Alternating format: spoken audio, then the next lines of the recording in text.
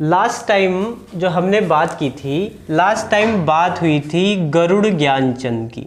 ठीक है, गरुड़ ज्ञानचंद की बात हुई थी। आज मैंने ये पहले ही लिख लिया है। काफ़ी बच्चों के मुझे मैसेज आए थे कि जब वीडियो बनाते हैं तो आप उसी समय मिटा देते हो, तो नोट्स बनाने में दिक्कत आती है। तो उनकी सुविधा के लिए आज मैंने पहले ही लिख लिया है, ताकि आप इसका स्क्रीनशॉट लेके आराम से अपने नोट्स बना सकते हैं। ठीक, तो लास्ट टाइम मैंने बात की थी गरुड़ ज्ञानचंद की, और गरुड़ ज्ञानचंद में मैंने आप लोगों को नीलू कठायत की पूरी कहानी बताई थी कि किस प्रकार गरुड़ ज्ञानचंद ने नीलू कठायत के परिवार पर अत्याचार किया। तो ज्ञानचंद के बाद राजा बने उनका बेटा हरिचंद, और उसका शासन रहा 1 साल के लिए, और उसके बाद बनता है शासक उद्यानचंद। ठीक है, तो उद्यानचंद ने क्या किया, जब गरुड़ ज्ञानचंद राजा था, मैंने कहा था कि चंद वंश में सबसे लंबे समय तक किसी ने शासन किया तो वो गरुड़ ज्ञानचंद ने किया था। 45 साल तक इसने शासन किया था। तो जब इसका 45 साल का शासन था तो इसके शासन में उद्यानचंद भी इन्वॉल्व था, और जो नीलू कठायत के परिवार पे इसने अत्याचार किए उसमें ये उद्यानचंद भी इन्वॉल्व था। ठीक है, तो ज्ञानचंद की मृत्यु के बाद हरिचंद राजा बना, और हरिचंद के बाद उद्यानचंद राजा बना। तो इस उद्यानचंद ने कुछ नहीं किया, सिर्फ अपने दादा द्वारा किए गए अत्याचारों के प्रति, यानी कि नीलू कठायत, और जब मैंने कहा था इसने किसानों के प्रति भी अत्याचारपूर्ण व्यवहार किया था, इसे जन विरोधी राजा के नाम से जाना जाता था। इसीलिए इस उद्यानचंद ने 2 काम किए। एक तो चंपावत में बालेश्वर मंदिर का निर्माण, जो बालेश्वर मंदिर प्रसिद्ध है चंपावत में, उसका निर्माण कार्य आरंभ कराया। ठीक है, इसके निर्माण कार्य को आरंभ किया किसने, उद्यानचंद ने। और दूसरा काम क्या किया, जनता के प्रति जो जन विरोधी रवैया गरुड़ ज्ञानचंद था, इसने जनता की 1 साल की मालगुजारी माफ कर दी। ठीक है, 1 साल की मालगुजारी इसने माफ की और बालेश्वर मंदिर का निर्माण कराया। ठीक, दूसरा इसके टाइम पे एक महत्वपूर्ण चीज क्या होती है, एक ब्राह्मण आता है गुजरात से। ठीक है, एक ब्राह्मण आएगा गुजरात से जिसका नाम श्री कुंज शर्मा तिवारी या श्री चंद शर्मा बताया गया है। ठीक, ये श्री कुंज शर्मा तिवारी या श्री चंद शर्मा जिसको बताया गया है, ये आता है इस उद्यानचंद के टाइम में, और उद्यानचंद के टाइम में ये अपने बेटे के साथ पहुंचता है चंपावत में, और इसके बेटे की मुलाकात तो उद्यानचंद से हो जाती है, लेकिन इसकी मुलाकात नहीं हो पाती है, और ये वहां से निकल के 12 मंडल कत्यूरी शासक के यहाँ पहुंच जाता है। ठीक, तो इसी कुंज शर्मा तिवारी का एक ताम्रपत्र मिलता है। ताम्रपत्र कहां से मिलेगा, बालेश्वर मंदिर से मिलेगा, यानी कि इसी बालेश्वर मंदिर से इस कुंज शर्मा तिवारी का एक ताम्रपत्र मिलता है, और उस ताम्रपत्र में इस अगले शासक यानी कि विक्रम चंद के बारे में बताया गया है। यानी कि चंद राजा विक्रम चंद की जो जानकारी हमें मिलती है वो मिलती है बालेश्वर मंदिर में श्री कुंज शर्मा तिवारी नामक गुजराती ब्राह्मण की। ठीक है, इसने दूसरा काम क्या किया कि उद्यानचंद के जो अधूरे कार्य थे उन्हें पूर्ण किया। तो अगर प्रश्न बनेगा बालेश्वर मंदिर का निर्माण कार्य किसने पूरा कराया, तो पूरा कराया था विक्रमचंद ने, और निर्माण कार्य प्रारंभ किया था उद्यानचंद ने। ठीक है, इस शब्द को समझना, यहाँ पे मैंने इसीलिए आरंभ लिखा। जो उद्यानचंद ने बालेश्वर मंदिर का निर्माण कार्य प्रारंभ किया था, और उसको संपन्न किसने कराया, कंप्लीट किसने कराया था, विक्रमचंद ने कराया था। ठीक है, तो विक्रमचंद ने उद्यानचंद के जितने भी अधूरे कार्य थे उनको पूरा कराया। ठीक है, और उसमें सबसे इंपॉर्टेंट काम था बालेश्वर मंदिर का निर्माण कार्य पूरा कराना। अब ऐसे में इसके बारे में जानकारी आपको बालेश्वर के ताम्रपत्र से मिलेगी और कहते हैं कि यह राजा अपने शासन के अंतिम दिनों में भोग विलास में लिप्त हो गया था। तो ये कहानी मैंने पहले भी बताई है कि जब राजा भोग विलास में लिप्त होता है तो वहां पर दो समस्याएं उत्पन्न हो जाती हैं, या तो जनता विद्रोह करेगी और या बाहरी राज्य आक्रमण करेंगे। और ऐसे में क्या हुआ कि जो इसका भतीजा था भारती चंद, ठीक है, भारती चंद ने, एक आदमी था सौड़ करायत, इस सौड़ करायत नामक आदमी के नेतृत्व में जनता ने विद्रोह किया और इस विद्रोह का फायदा उठाया भारती चंद ने और विक्रम चंद को गद्दी से हटा करके भारती चंद राजगद्दी पर बैठ गया। ठीक है, तो अब आएगा भारती चंद। तो उद्यान चंद का टाइम पीरियड और विक्रम चंद का टाइम पीरियड ज़्यादा महत्वपूर्ण नहीं था, उनके संबंध में बालेश्वर के चंपावत मंदिर के अलावा और कोई भी क्वेश्चन नहीं बनेगा। अब आते हैं भारती चंद पे। ठीक है, तो परसों मैंने एक वीडियो बनाया था जिसमें मैंने उत्तराखंड का आप लोगों को मैप बनाया था। ठीक है, हिस्ट्री के सीरीज के बीच में मैंने वो मैप इसलिए दिया था कि भारती चंद के बाद चंदों का, जैसे उद्यान चंद की बात करें तो उद्यान चंद के समय में भी राज्य का थोड़ा बहुत विस्तार हुआ था। ठीक है, तो जो ये राज्य विस्तार हुआ था ये आक्रमणों के द्वारा नहीं हुआ था, बल्कि इसने कत्यूरी राजकुमारियों के साथ शादी करके, यानी कि वैवाहिक संबंध स्थापित करके अपने राज्य का विस्तार किया था।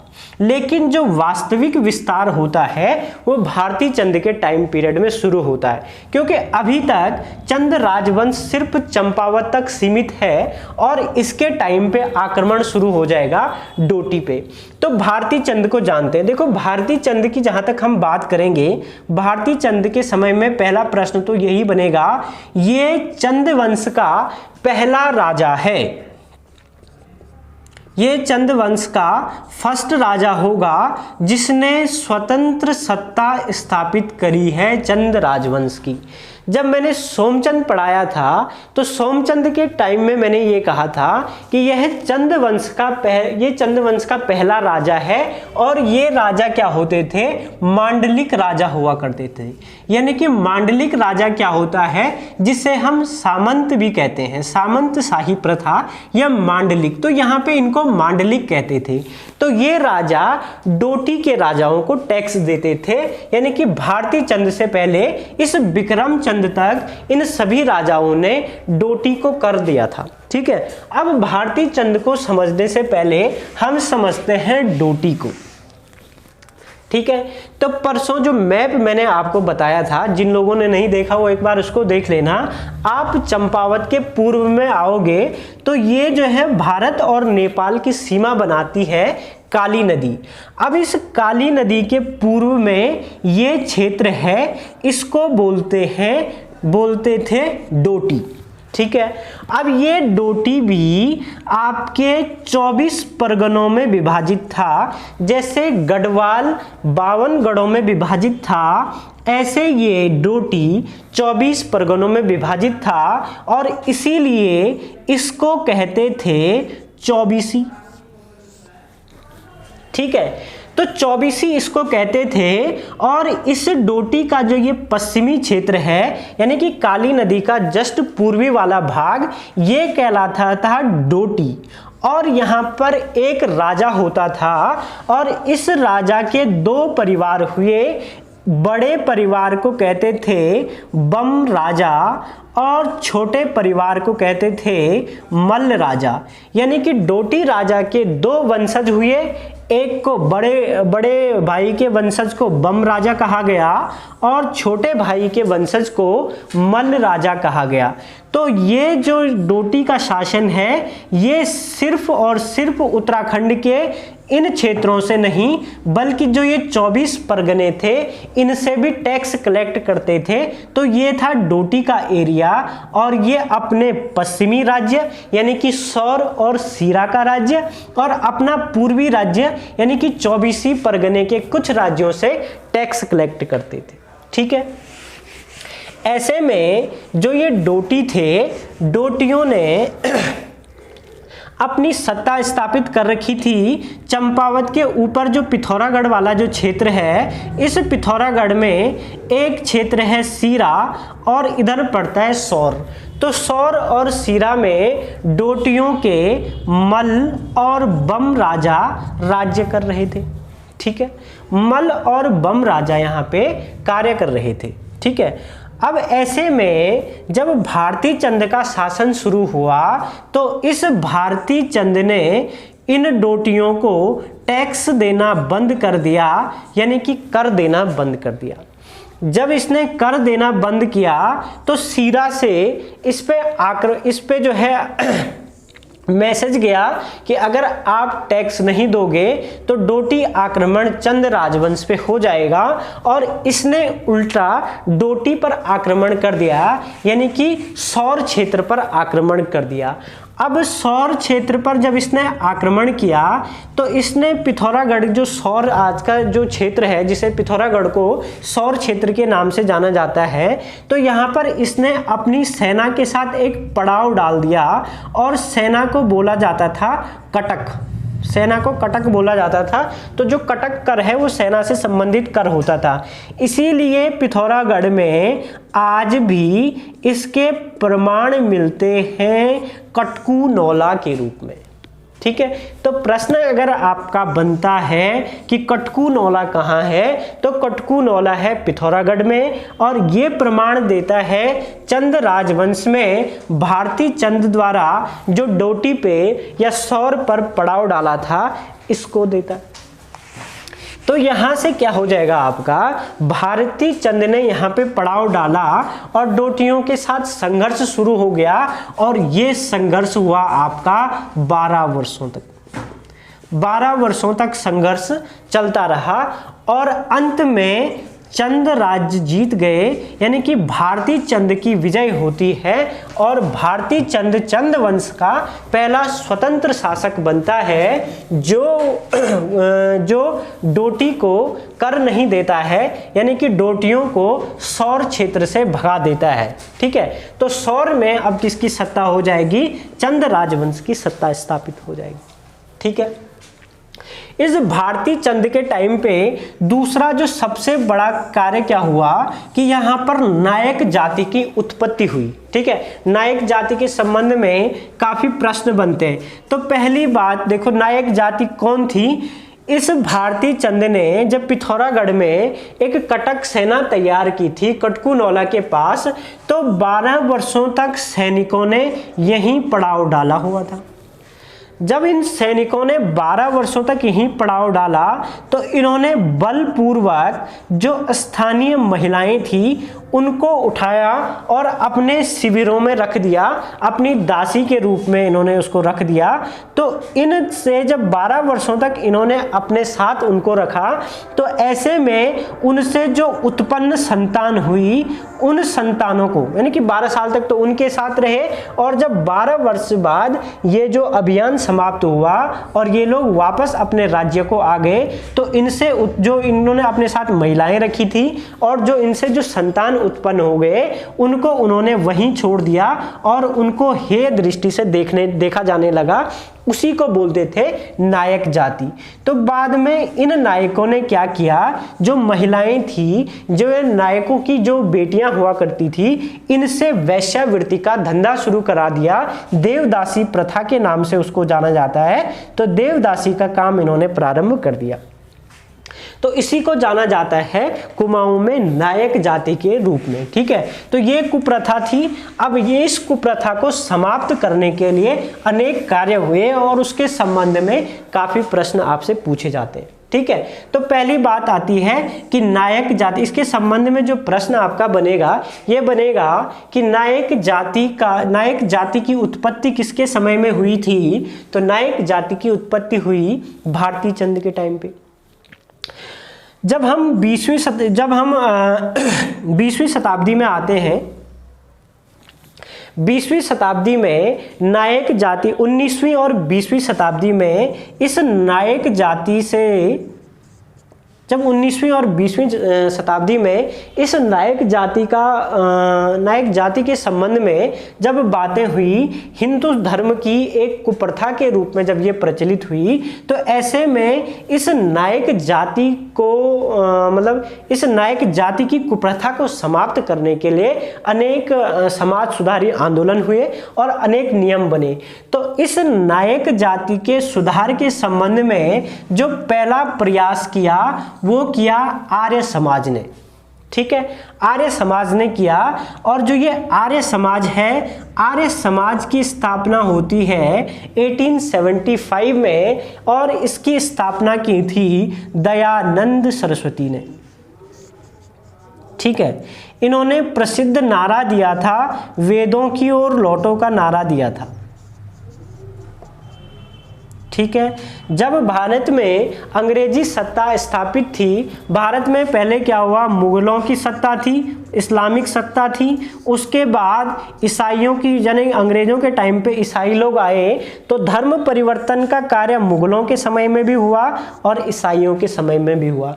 तो कुछ जो हिंदू लोग थे जिन्होंने मुस्लिम धर्म स्वीकार कर लिया था, जिन्होंने ईसाई धर्म स्वीकार किया था, तो इन्होंने क्या किया कि उनको शुद्ध करके हिंदू धर्म में उनको जो है उनका शुद्धिकरण करके हिंदू धर्म उनको दोबारा से हिंदू धर्म ग्रहण करा दिया, और इन्होंने वेदों की ओर लौटो का नारा दिया था। तो इसी आर्य समाज से संबंधित एक व्यक्ति है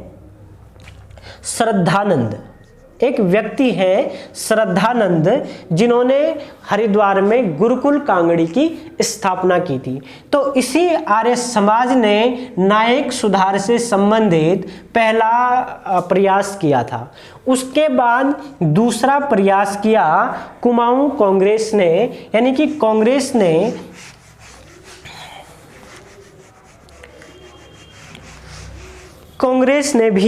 कुमाऊं कांग्रेस ने भी इन नायक सुधार के संबंध में दूसरा प्रयास किया, और इसमें बद्रीदत्त पांडे से लेकर के गोविंद वल्लभ पंत से लेकर के तत्कालीन जो सक्रिय लोग थे कांग्रेस में, उन्होंने इस नायक जाति के सुधार के संबंध में अनेक कार्य किए, इनकी शिक्षा को लेकर के, और अल्मोड़ा अखबार और शक्ति में भी इनके सुधार के संबंध में अनेक लेख छापे गए। ठीक है, तो प्रश्न बन सकता है कि नायक सुधार के प्रयास के संबंध में किस पत्र या पत्रिका ने अपने लेख छापे थे, तो अल्मोड़ा अखबार ने छापे थे। पहले व्यक्ति मसाल सिंह हुए। मसाल सिंह ने प्रांतीय सभा में एक प्रस्ताव दिया था नायक सुधार की, इस कुप्रथा को समाप्त करने के लिए पहला प्रस्ताव दिया था मसाल सिंह ने प्रांतीय सभा में। जहां तक प्रांतीय सभा की बात है, तो प्रांतीय सभा की बात हम पढ़ेंगे पॉलिटी में, जब पॉलिटी वाला सेक्शन शुरू करेंगे। 1773 के रेगुलेटिंग एक्ट से लेकर के 1935 के भारत परिषद के अधिनियम के बीच में जितनी चीजें भी पढ़ेंगे, तो वहां पे हम पढ़ेंगे प्रांतीय सभा भी। ठीक है, तो इस प्रांतीय सभा में चुनकर जब लोग जाते थे, यह हम इसमें पूरी तरीके से पढ़ेंगे। तो मसाल सिंह पहले व्यक्ति हुए जिन्होंने प्रांतीय सभा में इस कुप्रथा को समाप्त करने के लिए एक प्रस्ताव लाए थे। फिर उस प्रस्ताव पे विचार हुआ और इसके संबंध में एक समिति बनाई गई 1924 में, नायक सुधार समिति, और उसके अध्यक्ष थे तत्कालीन कुमाऊं कमिश्नर NC स्फिट के अध्यक्षता में एक समिति बनाई गई जिसे नायक सुधार समिति कहा गया। और फिर अधिनियम आया 1928 में, नायक सुधार अधिनियम। तो देखो, ये समिति है और ये अधिनियम है। ठीक है, अधिनियम और समिति में क्या फर्क होता है? जो अधिनियम होता है एक्ट, ठीक है, वो जो है एक पारित कानून होता है, यानी कि संसद से पारित कानून अधिनियम हो गया। ठीक है, जैसे वर्तमान में आप देख लो कि किसान बिल है, ठीक है, तो सदन से पारित हो गया। अब सदन से पारित हुआ तो समिति, तो किसी भी चीज के लिए कुछ लोगों की एक समिति गठित की जाती है, किसी कानून पर सुझाव देने के लिए सुझाई जा सकती है, या किसी का इंस्पेक्शन करने के लिए समिति का गठन किया जाता है। ठीक है, तो इसीलिए ये समिति गठन की थी। अभी किसान आंदोलन में जो बिलों की समीक्षा करने के लिए एक समिति बनाई गई है जिस पे विवाद उत्पन्न हो रहा है, तो ये होता है अधिनियम, कानून होता है, और समिति एक जो है 3-4 लोगों की एक समिति बनती है जो किसी भी कानून की समीक्षा करे, विचार उसके संबंध में अपने तर्क पेश करते हैं। तो ये फर्क है समिति में और अधिनियम में। ठीक है, तो 1924 में समिति बनी NC स्पिट की अध्यक्षता में, और जो अधिनियम आया वो आया था 1928 में। 1928 में न्यायिक सुधार अधिनियम पारित किया गया था, और ठीक अगले साल 1929 में 1929 में न्यायिक बालिका रक्षा कानून लाया गया था, जिसमें न्यायिक जो बालिकाएं थी इसमें क्या रखा गया कि 18 साल से कम उम्र की, यानी कि न्यायिक प्रथा पूर्ण रूप से समाप्त नहीं हुई थी, यहाँ तक भी 18 साल से कम उम्र की जो न्यायिक जाति की बालिकाएं हैं, इनसे वेश्यावृत्ति का काम नहीं कराया जाएगा, ये इस अधिनियम में था। तो धीरे धीरे इनमें जो है शैक्षिक जागरूकता बढ़ती गई, और तब जाकर के 1935-40 के भारत स्वतंत्र होने के साथ साथ धीरे धीरे इस प्रथा का समापन हुआ। तो इससे संबंधित प्रश्न आपके बनते हैं नायक से संबंधित। ठीक है, तो ये हुआ था भारती चंद के समय पे। तो भारती चंद के शासन में पहला तो डोटी आक्रमण हुआ और दूसरा नायकों की उत्पत्ति हुआ। तो इससे यही प्रश्न आपके बनेंगे, और पहला स्वतंत्र शासक भी है भारती चंद राजवंश का। ठीक है, इसके बाद इसका पुत्र बनेगा रत्नचंद। इसके बाद रत्नचंद का टाइम पीरियड स्टार्ट होगा। तो आज के लिए इतना ही करते हैं इसमें। धन्यवाद।